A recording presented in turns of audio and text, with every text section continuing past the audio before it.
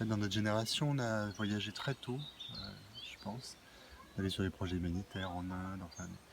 Et puis après, j'étais embauché par Artus Bertrand pour faire un projet qui s'appelait 6 milliards d'autres. On a fait des milliers d'interviews dans le monde entier. Et du coup, ça m'a donné vraiment le goût du voyage et d'aller vers l'autre, d'être un passeur de parole.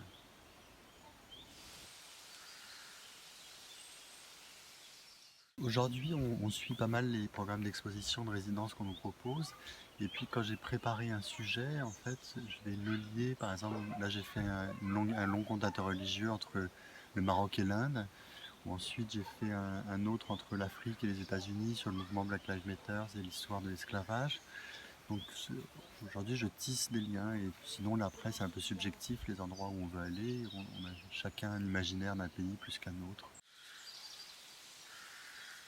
Le message de mon travail, c'est de passer la parole en fait aux gens que j'invite à s'exprimer un peu partout autour de la planète.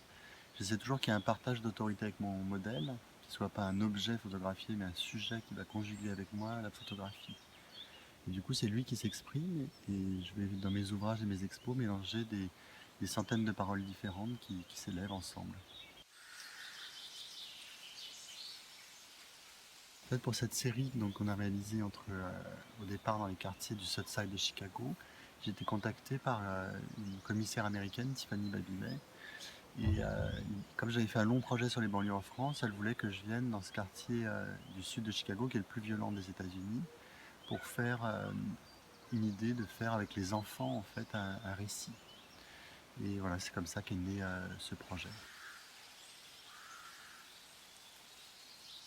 En fait, quand j'étais à l'école, j'avais fait le portrait de ma grand-mère et de mon grand-père. Ma grand-mère, j'avais avec ses tissus, tous les objets qu'elle avait fait, j'avais fait une sorte de petit trône à l'intérieur de la maison. C'était une sorte de reine d'Angleterre. Et quand j'avais montré ces images aux Beaux-Arts à mes professeurs, il y a eu un vrai enthousiasme là-dessus. Et donc je me suis dit, c'est intéressant dans une société où on perd le lien en fait avec les anciens, de faire un projet sur la parole où on retisse en fait ce lien, mais en fait avec le vocabulaire de l'enfance et du jeu, avec cette histoire de cabane et de mise en scène.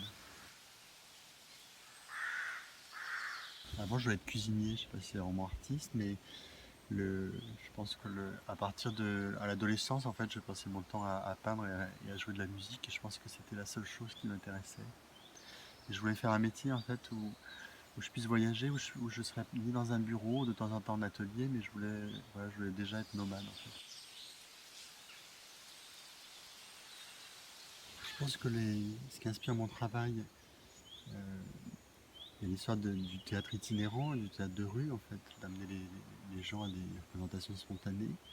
Et de l'autre côté, esthétiquement, je pense que c'est vraiment la peinture classique les peintures anciennes, Renaissance, les flamands, tout ça, qui sont des sources d'influence premières. C'est-à-dire que j'utilise une dramaturgie lumineuse assez classique, le costume, les drapés, et puis une manière un peu maniériste de faire poser des modèles.